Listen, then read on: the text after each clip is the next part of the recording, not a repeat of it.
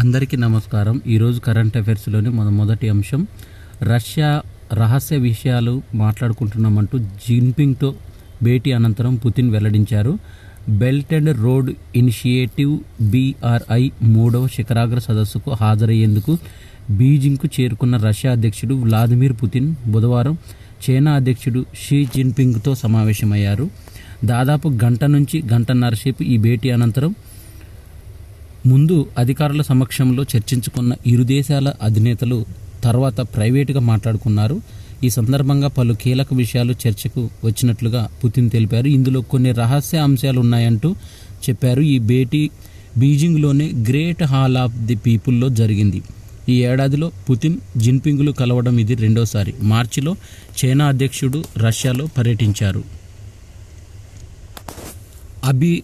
అబబీల్ ఆయుధ వ్యవస్థను విజయవంతంగా పరీక్షించిన పాకిస్తాన్ తన పోరాట సామర్థ్యాలను మరింత బలోపేతం చేసుకునే దిశగా అబబీల్ ఆయుధ వ్యవస్థను బుధవారం విజయవంతంగా పరీక్షించింది. తాము నిర్దేశించిన పారామితులన్నింటినీ ఈ బాలిస్టిక్ క్షిపణి వ్యవస్థ అందుకున్నట్లు ఆ దేశ సైన్యం తెలిపింది. ఈ నేపథ్యంలో దేశాధ్యక్షుడు అరిఫ్ అల్వీ, ఆపద్ధర్మ ప్రధానమంత్రి అన్వరుల్ హక్ కాకర్ సైన్యాన్ని అభినందించారు. గాజా ఆసుపత్రి బాధితులకు మలాలా 2.5 crores. గాజాలోని అల్ అహ్లీ ఆసుపత్రిపై రాకెట్ దాడి జరపడంతో నోబెల్ పురస్కార గ్రహీత మలాలా యూసుఫ్జాయ్ విచారం వ్యక్తం చేశారు. ఈ సంక్షోభ వేళ పాలస్తీనా ప్రజలకు సాయం చేస్తున్నట్టు 3 స్వచ్ఛంద సంస్థలకు తన వంతుగా $3 లక్షల సుమారుగా 2.5 కోట్ల విరాళాన్ని అందజేస్తున్నట్లు ప్రకటించారు. ఈ మేరకు వీడియోలో సందేశాన్ని ఆమె విడుదల చేశారు. గాజాలోని అల్ అహ్లీ ఆసుపత్రిపైన జరిగిన బాంబు దాడిని చూసి భయపడ్డా అని, ఈ చర్యను నిస్సందేహంగా ఖండిస్తున్న ఇజ్రాయేల్, పాలస్తీనాతో పాటు ప్రపంచవ్యాప్తంగా శాంతి నెలకొనాలని కోరుకుంటున్నట్టు ప్రజలతో నేను గొంతుకలు కలుపుతున్నాను. సామూహిక శిక్ష పరిష్కారం కాదు. గాజా జనాభాలో సగం మంది 18 ఏళ్లలోపు వయసు వారే. తమ జీవితాంతం బాంబు దాడులకు మధ్య బతకకూడదంటూ ఈ సందర్భంగా మలాలా యూసుఫ్జాయ్ తెలిపారు. అణ్వస్త్ర ఒప్పందానికి రష్యా చెల్లుచీటి. అంతర్జాతీయ అణ్వస్త్ర పరీక్షల నిషేధ ఒప్పందానికి గతంలో తెలిపిన సమ్మతిని రద్దు చేయడానికి రష్యా పార్లమెంటు దిగువ సభ బుధవారం ఏకగ్రీవకంగా ఆమోదం తెలిపింది. దీన్ని ఎగువ సభకు పంపుతారు. తాము కూడా రద్దుకే ఓటు వేస్తామని ఎగువ సభ సభ్యులు ఇప్పటికే ప్రకటించారు. 1996లో కుదిరిన ఈ ఒప్పందాన్ని చైనా, భారత్, పాకిస్తాన్, ఉత్తర కొరియా, ఇజ్రాయెల్, ఇరాన్, ఈజిప్టు పార్లమెంట్లు ఇంతవరకు ఆమోదించలేదు. 2000 సంవత్సరంలో రష్యా మాత్రం ఒప్పందంపైన సంతకం చేసి పార్లమెంటుతో ధృవీకరింపజేసిన అమెరికా సంతకం చేసి కూడా అలా ధృవీకరించలేదు. ఉక్రెయిన్కు అమెరికా, నోటా దేశాలు ఆయుధ ధన సహాయం కొనసాగిస్తున్నందున ప్రతిగా రష్యా తాజాగా ఈ చర్య తీసుకుంది. త్రిపుర గవర్నర్గా ఇంద్రసేనారెడ్డి, ఒడిషా గవర్నర్గా రఘుబర్ దాస్ నియామకం జరిగింది. తెలంగాణ బీజేపీ సీనియర్ నేత, మాజీ ఎమ్మెల్యే నల్లు ఇంద్రసేనారెడ్డికి కేంద్రం కీలక పదవిని కట్టబెట్టింది. ఆయనను త్రిపుర గవర్నర్గా నియమిస్తూ రాష్ట్రపతి భవన్ ఉత్తర్వులు జారీ చేసింది. ఇంద్రసేనారెడ్డి మలక్పేట నియోజకవర్గం నుంచి 3 సార్లు ఎమ్మెల్యేగా గెలుపొందారు. ఉమ్మడి ఆంధ్రప్రదేశ్లో బీజేపీ రాష్ట్ర అధ్యక్షుడిగా కూడా పనిచేశారు. అటు ఒడిషా గవర్నర్గా రఘుబర్ దాస్ను కేంద్ర ప్రభుత్వం నియమించింది.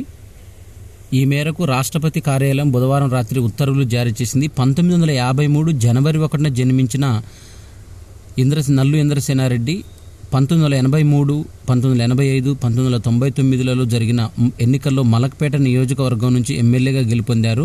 1989, 1994లో అదే నియోజకవర్గంలో ఓడిపోయారు. 1999లో ఉమ్మడి రాష్ట్ర అసెంబ్లీలో భాజపా సభాపక్ష నేతగా పనిచేశారు. 2003 నుంచి 2007 మధ్య కాలంలో భారతీయ జనతా పార్టీ రాష్ట్ర అధ్యక్షుడిగా సేవలందించారు. 2014లో పార్టీ జాతీయ కార్యదర్శిగా, 2020లో పార్టీ జాతీయ కమిటీ ప్రత్యేక ఆహ్వానితుడిగా నియమితులయ్యారు. 2004లో నల్గొండ, 2014లో భువనగిరి లోక్సభ స్థానాలకు పోటీ చేసి ఓడిపోయారు. ఉమ్మడి ఆంధ్రప్రదేశ్ భాజపా అధ్యక్షులుగా పనిచేసిన వి రామారావు, సిహెచ్ విద్యాసాగర్రావు, బండారు దత్తాత్రేయుల తర్వాత ఇంద్రసేనారెడ్డికి గవర్నర్గా బాధ్యతలు చేపట్టబోతున్నారు. భాజపా ఏపీ అధ్యక్షుడిగా కూడా కంబంపాటి హరిబాబు, ప్రస్తుతం మిజోరాం గవర్నర్గా బండారు దత్తాత్రేయ హర్యానా గవర్నర్గా ఉన్నారు. ఇంద్రసేనారెడ్డి నియామకంతో తెలుగు రాష్ట్రాల నుంచి ప్రాతినిధ్యం వహిస్తున్న గవర్నర్ల సంఖ్య 3కు చేరింది. వీరిలో తెలంగాణ వారు ఇద్దరు ఏకకాలంలో పనిచేయటం విశేషం. త్రిపుర గవర్నర్గా ఇప్పటి వరకు బీహార్కు చెందిన సత్యదేవ్ నారాయణ్ ఆర్య పనిచేశారు. ఆయన స్థానంలో ఇంద్రసేనారెడ్డిని నియమించారు. మరోవైపు ఒడిశా గవర్నర్, జార్ఖండ్ మాజీ సీఎం అయిన రఘుబర్ దాస్ను నియమిస్తూ రాష్ట్రపతి ఉత్తర్వులు జారీ చేశారు. దేశవ్యాప్తంగా ప్రభుత్వ, ప్రైవేటు, కార్పొరేట్ విద్యా సంస్థల్లో కేజీ టు పీజీ వరకు చదువుతున్న విద్యార్థులకు ఇకపై ఆధార్ తరహాలో అపార్ గుర్తింపు కార్డును అందుబాటులోకి తీసుకురానున్నారు. అపార్ కార్డు అంటే automated permanent academic account registry. దీని పూర్తి పేరు. వన్ నేషన్ వన్ ఐడి పేరుతో 17 అంకెలుండే ఈ కార్డులు ఇచ్చేందుకు కేంద్రం సన్నాహాలు చేస్తుంది. కొన్ని రాష్ట్రాల్లోని విద్యార్థులకు ఇప్పటికే ప్రయోగాత్మకంగా అందించారు. ఈ నెల 16 నుంచి 18 వరకు తల్లిదండ్రులతో మాట్లాడి విద్యార్థుల వివరాలు సేకరించాలని కేంద్ర విద్యాశాఖ 15వ తేదీన అన్ని రాష్ట్రాలకు ఆదేశాలు జారీ చేసింది. అయితే ఈ నెల 13న దసరా సెలవులు ప్రారంభం కావడంతో తమకు సమాచారం అందలేదని, రాష్ట్ర ప్రభుత్వం నిర్ణయం మేరకు దీనిపై ముందుకెళ్తామని విద్యాశాఖ అధికారులు చెప్తున్నారు. మాలికాపురం మేల్ శాంతిగా సోమాజిగూడ పూజారి. శబరిమలలోని మాలికాపురం దేవి ఆలయం ప్రధాన పూజారి మేల్ శాంతిగా హైదరాబాదులోని సోమాజిగూడ అయ్యప్ప ఆలయ పూజారి పీజీ మురళీ నమ్ముద్రి ఎంపికయ్యారు. తెలుగు రాష్ట్రాల నుంచి శబరిమలలో మేల్ శాంతిగా ఎంపికవడం ఇదే ప్రథమం. 30 ఏళ్ల క్రితం కేరళ నుంచి హైదరాబాద్ వచ్చి స్థిరపడిన మురళీ నంబూద్రి అప్పటి నుంచి సోమాజిగూడ అయ్యప్ప ఆలయంలో పూజారిగా వ్యవహరిస్తున్నారు. వచ్చే నెల 15వ తేదీన ఆయన ఈ మేల్ శాంతి బాధ్యతలు చేపట్టనున్నారు. గాజియాబాద్లో ఈ నెల 20న ప్రారంభం కానున్న ఢిల్లీ టు మేరట్ ప్రాంతీయ ర్యాపిడ్ ట్రాన్సిట్ సిస్టమ్ రైళ్లు ప్రారంభిస్తున్నారు. ఈ చిత్రాన్ని కేంద్ర మంత్రి మన్సుఖ్ మాండవీయ ట్విట్టర్లో పోస్ట్ చేశారు. 69వ జాతీయ చలనచిత్ర పురస్కార గ్రహీతలను ప్రధాని నరేంద్ర మోదీ బుధవారం ప్రత్యేకంగా అభినందించారు. భారతీయ సినిమాకు వారందరూ ఎనలేని కృషి చేశారంటూ ఎక్స్ ట్విట్టర్ వేదికగా అన్నారు. ఈ ఏడాది జాతీయ పురస్కారాలు అందుకున్న నటీనటులకు, దర్శక నిర్మాతలకు అభినందనలు తెలిపారు. చిత్రసీమకు వీరందరూ ఆదర్శపరమైన సేవలందించారు. ఈ వేడుకల్లో దాదాసాహెబ్ ఫాల్కే పురస్కారం గెలుచుకున్న వహీదా రెహమాన్ను నేను ప్రత్యేకంగా అభినందిస్తున్నానంటూ ఈ సందర్భంగా తెలిపారు. టాటా గ్రూపు యాజమాన్యంలో ఎయిర్ ఇండియా ఎక్స్ప్రెస్ బుధవారం తమ కొత్త బ్రాండ్ చిహ్నంతో పాటు ఎయిర్ క్రాఫ్ట్ లివరీని ఆవిష్కరించింది. ఈ కార్యక్రమంలో Tata group chairman N Chandrasekaran, Air India CEO Campbell Wilson కూడా పాల్గొన్నారు. బుధవారం పాట్నాలో బీహార్ అగ్రికల్చరల్ రోడ్ మ్యాప్ 4వ ఎడిషన్ను రాష్ట్రపతి ద్రౌపది ముర్ము ప్రారంభించారు. ఈ సందర్భంగా రాష్ట్రపతి ద్రౌపది ముర్ముకు మెమోంటోను అందజేస్తున్న బీహార్ సీఎం నితీష్ కుమార్. వ్యవసాయానికి దన్నుగా మారిన డ్రోన్లు. నాబార్డు సీజీఎం సిహెచ్ సుశీల వ్యవసాయ విశ్వవిద్యాలయంలో సదస్సు నిర్వహించారు. అధునాతన డ్రోన్లు వ్యవసాయానికి దన్నుగా మారాయని నాబార్డు తెలంగాణ సీజీఎం సిహెచ్ సుశీల అన్నారు. డ్రోన్ల వినియోగంతో సేద్యం ఖర్చులు తగ్గడంతో పాటు కూలీల కొరత, ఇతర సమస్యలు అధిగమించనున్నారు. వరి సాగులో డ్రోన్ల ఆధారిత సేవల వృద్ధి అంశంపైన బుధవారం తెలంగాణ విశ్వవిద్యాలయంలో జరిగిన సదస్సుకు ఆమె హాజరై ప్రసంగించారు. సాగులో డ్రోన్ల వినియోగంపై పెరగడం ఆహ్వానించదగ్గ పరిణామం అంటూ రైతులు, యువతకు డ్రోన్ సాంకేతికతపైన శిక్షణా కార్యక్రమాలు విస్తృతంగా నిర్వహించాలి. రైతు ఉత్పత్తి సంఘాలు ఇందులో భాగస్వాములు అవ్వాలని, డ్రోన్ల వినియోగం పెరిగితే వాటి ధరలు సైతం రైతులకు అందుబాటులోకి వస్తాయి, కొత్త తరం వ్యవసాయం వైపు మొగ్గు చూపుతుంది అని ఆమె పేర్కొన్నారు. డ్రోన్ల వినియోగంతో తక్కువ సమయంలో ఎక్కువ విస్తీర్ణంలో పంటలు సాగు చేయవచ్చని, తద్వారా ఖర్చులు కూడా తగ్గుతాయని వ్యవసాయ విశ్వవిద్యాలయం రిజిస్ట్రార్ వెంకటరమణ తెలిపారు. నాబార్డ్ ఆర్థిక సహాయంతో డ్రోన్స్ ప్రాజెక్టును అభివృద్ధి చేస్తున్నట్టు తెలిపారు. విశ్వవిద్యాలయ పరిశోధన సంచాలకులు రఘురామ్ రెడ్డి, డ్రోన్ ప్రాజెక్టు నిర్వాహకుడు రామ్ గోపాల్ వర్మ, రైతులు, శాస్త్రవేత్తలు, అధికారులు ఈ సదస్సులో పాల్గొన్నారు. 2 తెలంగాణ హైకోర్టు న్యాయమూర్తుల బదిలీ. రాజస్థాన్కు జస్టిస్ ఎం లక్ష్మణ్, పాట్నాకు జస్టిస్ అనుపమ చక్రవర్తి. తెలంగాణ హైకోర్టుకు చెందిన 2 న్యాయమూర్తులను బదిలీ చేస్తూ కేంద్ర ప్రభుత్వం ఉత్తర్వులు జారీ చేసింది. ప్రస్తుతం హైకోర్టులో పనిచేస్తున్న జస్టిస్ మున్నూరు లక్ష్మణ్ను రాజస్థాన్కు, జస్టిస్ జి అనుపమ చక్రవర్తిని పాట్నా హైకోర్టుకు బదిలీ చేస్తూ ఆగస్టు 10న సుప్రీంకోర్టు కొలీజియం సిఫార్సు చేయగా కేంద్ర ప్రభుత్వం బుధవారం ఇందుకు సంబంధించిన నోటిఫికేషన్ జారీ చేసింది. ఆగస్టు 10నే కొలీజియం తెలంగాణ హైకోర్టుకు చెందిన justice Sumalatha, justice M Sudheer కుమార్ల బదిలీ సిఫార్సు చేసిన తాజాగా విడుదలైన కేంద్ర ప్రభుత్వం నోటిఫికేషన్లో వారి పేర్లు కనిపించడం లేదని తెలిపారు. బోగతా కుంటాల అభివృద్ధికి అడ్డంకి 50 గజాల భూమి అడిగిన టూరిజం కార్పొరేషన్ కేంద్ర అనుమతి లేకుండా ఇవ్వలేమని అటవీ శాఖ తెలిపింది. బోగతా కుంటాల జలపాతాల అందాల్ని అతి దగ్గర నుంచి వీక్షించే ప్రతిపాదిత ప్రాజెక్టును పర్యాటక అభివృద్ధి సంస్థ విరమించుకుంది. జలపాతాల వద్ద సస్పెన్షన్ వంతెనలు నిర్మించేందుకు అవసరమైన 50 గజాల భూమిని ఇవ్వడానికి అటవీ శాఖ అనుమతి నిరాకరించింది. కేంద్ర ప్రభుత్వం నుంచి అనుమతి లేకుండా ఒక్క అంగుళం స్థలాన్ని కూడా ఇవ్వలేమని అటవీ శాఖ స్పష్టం చేసింది. దీంతో పర్యాటక అభివృద్ధి సంస్థ ప్రాజెక్టులను విరమించుకుంది. రాష్ట్రంలోని అటవీ ప్రాంతంలో పలు పర్యాటక స్థలాలున్నాయి. ములుగు జిల్లా వాజేడు మండలంలో ఉన్న బోగతా జలపాతం, ఆదిలాబాద్ జిల్లాలోని కుంటాల జలపాతాలు పెద్ద సంఖ్యలో పర్యాటకులను ఆకర్షిస్తున్నాయి. ఈ రెండు దట్టమైన అటవీ ప్రాంతంలో ఉన్నాయి. వర్షాకాలంలో పర్యాటకుల తాకిడి భారీగా ఉంటుంది. దీనిని దృష్టిలో పెట్టుకుని బోగతా సమీపంలో కాటేజీలు నిర్మించారు. కుంటాలలో మాత్రం వసతి సదుపాయంలో లేదు. అయితే ఈ రెండు జలపాతాల్లో పర్యాటకులు దూరం నుంచి చూడాల్సి వస్తుంది. అతి దగ్గర నుంచి చూసి ప్రత్యేక అనుభూతి పొందేలా సస్పెన్షన్ వంతెనల కోసం పర్యాటక శాఖ ప్రణాళికలు రూపొందించి ఒక్కొక్క చోట 25 గజాల స్థలం ఇమ్మని అటవీ శాఖకు లేఖలు రాసింది. ఇది అటవీ సంరక్షణ చట్టాన్ని పాటించాల్సిందే, లేదంటే ఒక్క అంగుళం భూమిని కూడా వదులుకోలేని అంటూ కేంద్రం అనుమతులు తీసుకోవాలి అంటూ అటవీ శాఖ ఉన్నతాధికారులు ఒకరు ఈ సందర్భంగా తెలిపారు. ఏపీ హైకోర్టుకు 5 కొత్త న్యాయమూర్తులు, అదనపు న్యాయమూర్తులుగా 4 నియామకం.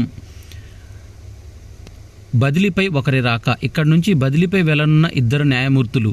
కేంద్ర ప్రభుత్వం బుధవారం 10 హైకోర్టులకు చెందిన 16 మంది న్యాయమూర్తులను బదిలీ చేసింది. మరోవైపు 9 హైకోర్టులకు కొత్తగా 17 మంది న్యాయమూర్తులను నియమిస్తూ ఉత్తర్వులు. ఇందులో ఆంధ్రప్రదేశ్ హైకోర్టు నుంచి 2 న్యాయమూర్తులను బదిలీపై ఇతర రాష్ట్రాలకు వెళ్తుండగా మరో న్యాయమూర్తి కర్ణాటక హైకోర్టు నుంచి ఆంధ్రప్రదేశ్కు రానున్నారు. వీరు అదనంగా కొత్తగా 4 అదనపు న్యాయమూర్తులు నియమితులయ్యారు. ఇందులో 37 మంది న్యాయమూర్తులకు ఉండాల్సిన ఏపీ హైకోర్టు జడ్జీల సంఖ్య 30కి చేరనుంది. సుమతి జగడం, న్యాపతి విజయ్, జస్టిస్ బి నరేందర్, హరినాథ్ నూనెపల్లి, కిరణ్మయి మండవ ఈ లిస్టులో ఉన్నారు. ఒక పుస్తకము అర్ధ శతాబ్దిలో అమెరికా కథ పుస్తకావిష్కరణ జరిగింది. పుస్తకాన్ని ఆవిష్కరిస్తున్న కొలకలూరి ఇనాక్.